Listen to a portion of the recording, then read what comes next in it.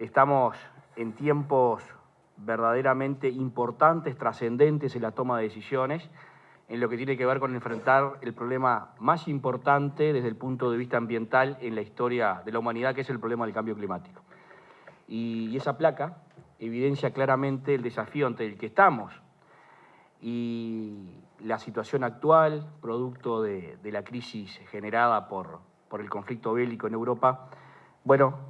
francamente nos interpela, ¿no? Y nos pone a prueba sobre las decisiones que tomemos y cómo éstas van a impactar en nuestro futuro. Uruguay tiene un desafío en este sentido, pero tiene también una oportunidad y tiene también aquí una responsabilidad, porque Uruguay puede aportar soluciones a este mundo y creo que esa es una clave y eso tiene centralidad en este Congreso Latinoamericano de Energías Renovables, porque Uruguay es escasamente responsable del problema del cambio climático, pero puede aportar en soluciones, y aquí surgen algunas de ellas, y en los desafíos de mediano y largo plazo surgen algunos de esos desafíos y algunas de las oportunidades que el Uruguay tiene. Uruguay es un país que ha estado comprometido tempranamente con la acción climática, ha asumido compromisos, viene cumpliendo sus compromisos, y en ese marco tiene desde hace ya mucho tiempo una gobernanza que también es modelo en la región, que es el Sistema Nacional de Respuesta al Cambio Climático, donde participamos, que lo lidera en este caso el Ministerio de Ambiente desde su creación y antes el BOTMA, pero donde participan todos los actores públicos y donde se toman las decisiones y se traza la hoja de mediano y largo plazo, que es muy importante en los temas de ambiente y de cambio climático. Nada es para el tiempo inmediato, son decisiones que necesitan mirar en el mediano y en el largo plazo, necesitan por tanto amplia base de acuerdo, necesitan por tanto la participación de todos los actores y de todas las miradas. Ese Sistema Nacional de Respuesta al Cambio Climático ha construido también una política nacional en materia de cambio climático, y en ese marco y asumiendo los compromisos que derivan del Acuerdo de París, Uruguay elaboró su primera contribución nacional determinada, es decir, su compromiso específico en reducción de emisiones, en este caso al año 2025, una contribución nacional determinada elaborada en el año 17, cuyo compromiso es en reducción de 3 gases de efecto invernadero principales en cuanto a la matriz de emisiones de Uruguay, que explican más del 95% de nuestras emisiones, una reducción del 24% en materia de CO2, del 57% en materia de metano y del 37% en materia de óxido nitroso. Hablamos de reducciones en base al año 90, ¿verdad? Pero en este año 22 estamos elaborando nuestra contribución nacional determinada al año 2030.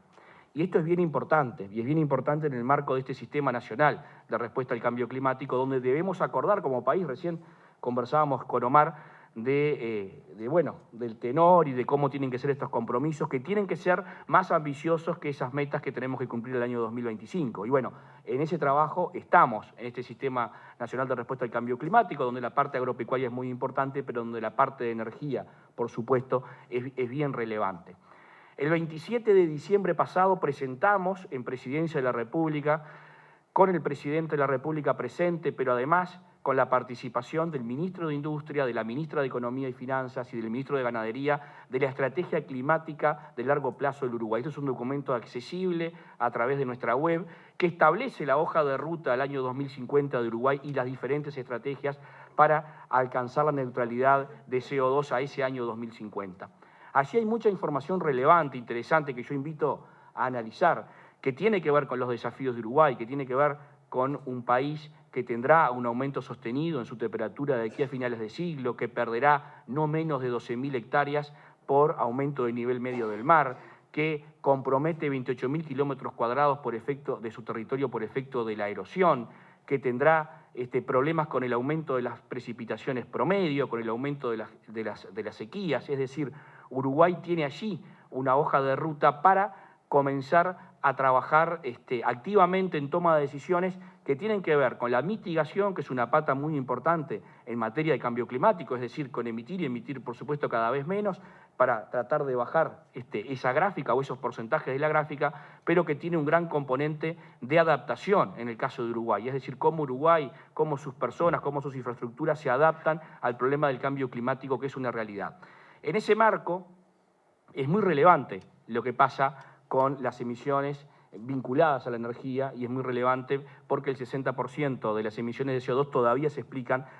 por efecto consecuencia del transporte. Por tanto, todo esto que tiene que ver con la segunda transición es central para el Ministerio de Ambiente, es central porque impacta definitivamente en esa matriz. Y bueno, como recién comentabas y como consecuencia ese aplauso que nos pediste, de lo que el Uruguay ha hecho y ha sido capaz de hacer, y que son las cosas que uno en el exterior muestra, ¿no? Esa matriz en base en renovable, con un porcentaje tan alto que uno puede comentar y exhibir como un éxito de una política nacional, una política donde todos los actores se pusieron de acuerdo para avanzar, y que eso trajo inversiones bien importantes que llevan a que Uruguay pueda mostrar en el mundo eso como un logro, y esa primera transición exitosa, bueno, es el preámbulo de esta segunda transición, que nos ofrece otros desafíos, sin duda, otros desafíos, sin duda lo que tiene que ver con la transición al eléctrico, quizá todavía incipiente en nuestro país, pero que supone desafíos importantes, y también lo supone para el Ministerio de Ambiente, porque todavía nosotros tenemos escaso conocimiento sobre muchas cuestiones vinculadas al eléctrico, sobre, por ejemplo, la gestión de las baterías, ¿no? Cómo administrarlas, cómo reutilizarlas, cómo transportarlas. Bueno, es todo un desafío y otros aspectos desde el punto de vista ambiental que son muy importantes en esa transición. Por otro lado, nosotros formamos parte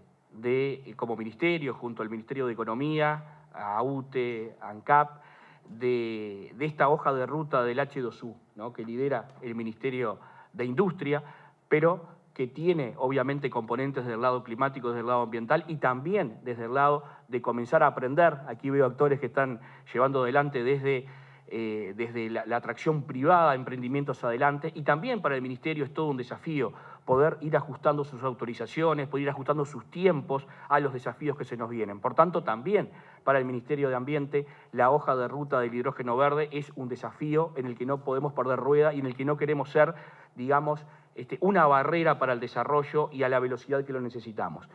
En esa estrategia climática de largo plazo, el componente del hidrógeno verde, incluso para el desarrollo dentro de nuestro país, está siendo incluido. Y en esa baja de emisiones para llegar a esa neutralidad en CO2 al 2050, incorporamos en la matriz la utilización para transporte de carga y de pasajeros de hidrógeno verde. Entonces, es importante porque forma parte de esa proyección de mediano y de largo plazo en la que el país se enmarca. Por tanto, creo que estas instancias son muy importantes, muy interesantes para escalar en conocimiento, para escalar en cooperación, para tratar de acumular cada vez más entre todos los actores. Esta es una construcción que necesita un liderazgo y un marco del sector público, claramente, pero que se hace a través de la atracción de los privados y con el aporte fundamental de la academia. Entonces, desde el Ministerio de Ambiente, celebrar esta instancia, quedar siempre a las órdenes y, bueno, y trabajar y seguir construyendo ese nuestro objetivo, que es un Uruguay cada vez más sostenible. Muchas gracias. Primero que nada, saludar a las autoridades presentes, al compañero Adrián,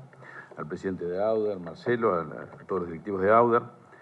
también a la presidenta de UTE, Silvia Maldi, al presidente de ANCAP, Alejandro Stepanisic, y a los directores de los respectivos entes que están aquí presentes y que nos acompañan.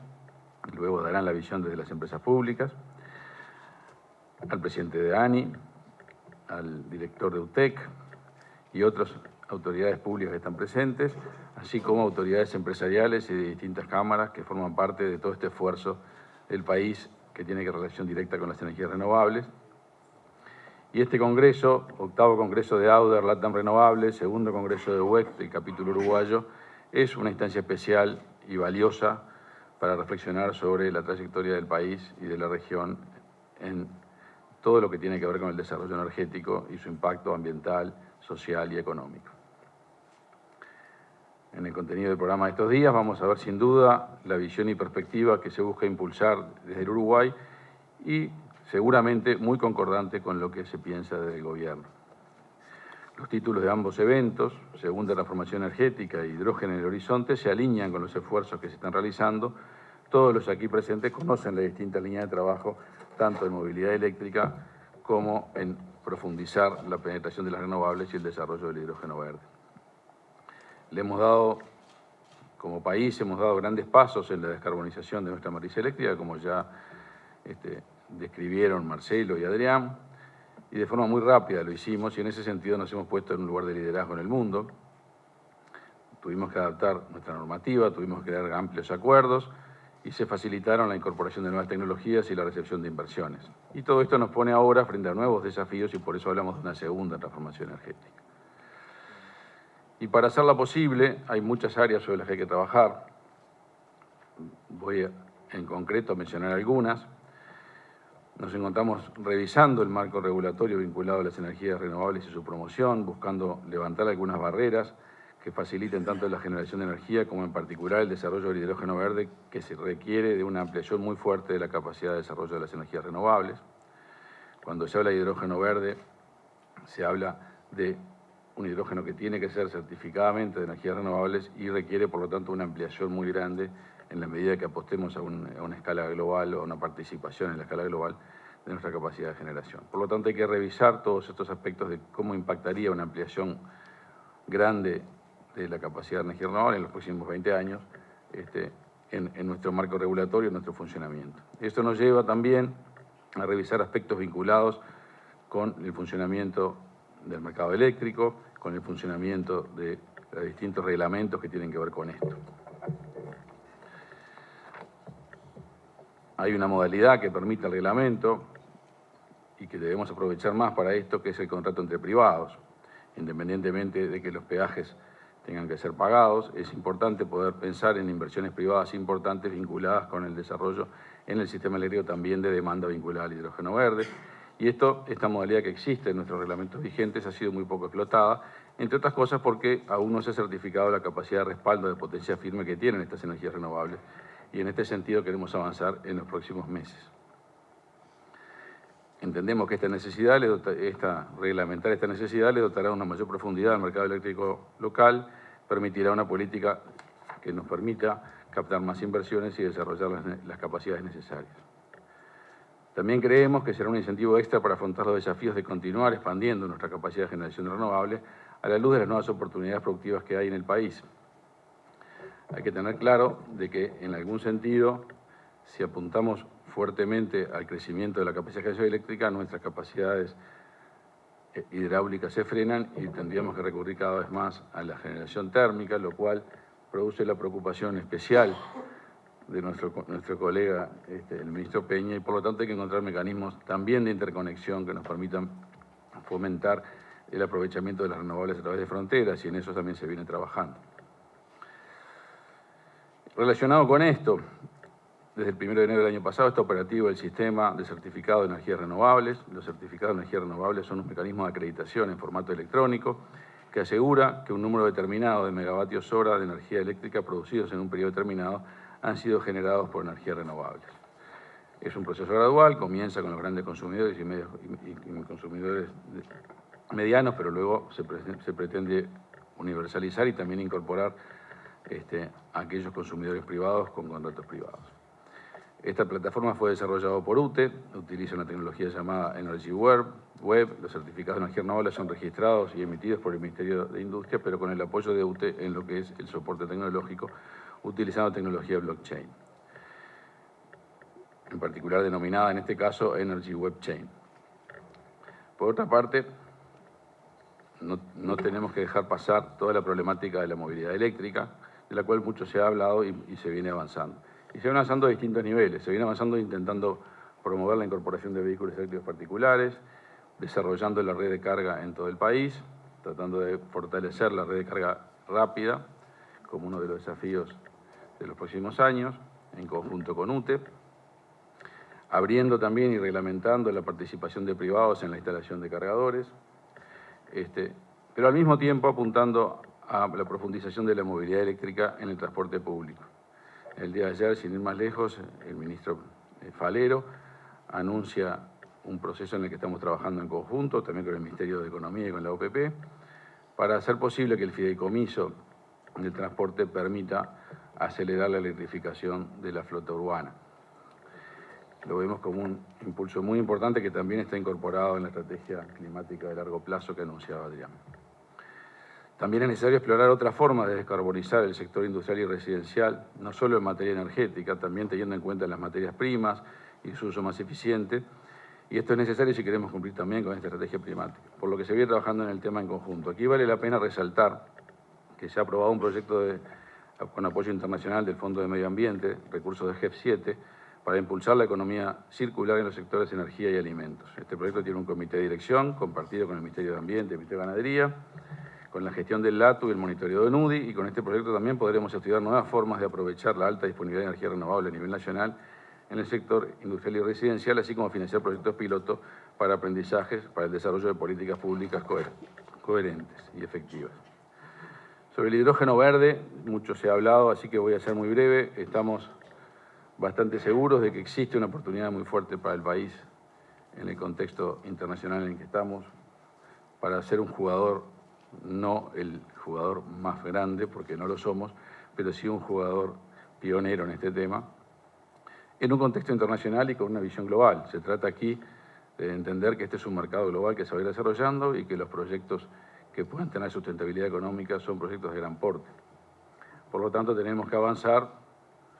sólidos, pero seguros y tranquilos, porque esto es una cuestión que demora años, pero donde ya vemos avances concretos. Para mencionar dos, el Fondo Sectorial de Hidrógeno Verde, que dirige la ANI con apoyo del LATU, ha recibido más de una decena de proyectos y se aproxima el momento de definición al respecto. Entonces, seguramente contamos con un proyecto doméstico con apoyo de ANI y del LATU, operativo a fin de 2024. Y esto es auspicioso para comenzar a recorrer la curva de aprendizaje famosa que nos permite ir generando capacidades locales. Al mismo tiempo, existen proyectos privados que van en la misma dirección, o sea, generar, llamémosle, proyectos viables, serios, proyectos que pretenden desarrollar un servicio concreto, no una simple prueba de concepto, pero también de un porte que nos permite desarrollar un aprendizaje, y celebramos que esto esté sucediendo. Al mismo tiempo, venimos captando interés de empresas internacionales o de consorcios con empresas nacionales e internacionales para proyectos de mayor porte, y lo vemos con buenos ojos, plantean los desafíos que veníamos planteando antes, y por lo tanto estamos avanzando en la parte regulatoria para hacer posible que estas inversiones que sí mueven la aguja del país se vayan definiendo y radicando, y sabiendo que estamos en competencia con otros mercados, sobre todo de la región, que también tienen surplus de renovables y por lo tanto son atractivos. Por otro lado, con la hoja de ruta que se anunció hace unas semanas, venimos trabajando fuerte y lo pensamos hacer de manera de lograr un compromiso amplio de la sociedad uruguaya al respecto. Está en consulta pública la hoja de ruta, pero además estamos en reuniones ya agendadas con los directivos de los distintos partidos políticos del país y con organizaciones sociales para ir avanzando en generar un consenso de cuál es la hoja de ruta del país en el hidrógeno verde, de manera también que este componente, que es uno de los principales de la segunda transformación, cuente con consensos amplios, y en ese sentido van a seguir recibiendo noticias al respecto. Bueno, pretendía darles un update de dónde estamos parados al respecto. Creo que estamos trabajando en ese sentido en una forma muy amplia, o sea, no es el Ministerio en un escritorio, están las empresas públicas comprometidas, está el Ministerio de Ambiente a la par, está el Ministerio de Economía apoyando, y está el sector privado que vemos aquí presente con mucha fuerza proponiendo iniciativas y buscando alternativas. Así que, en realidad, es un esfuerzo conjunto que tenemos que agradecer a todos los que están involucrados y sabiendo de que esto se va a redoblar y se va a fortalecer. Sin más, me despido agradeciendo a los organizadores del evento, que han demostrado su proactividad y compromiso para continuar articulando el sector público y privado y tratar de lograr una transición exitosa, que creo que es lo que todos queremos. Muchas gracias.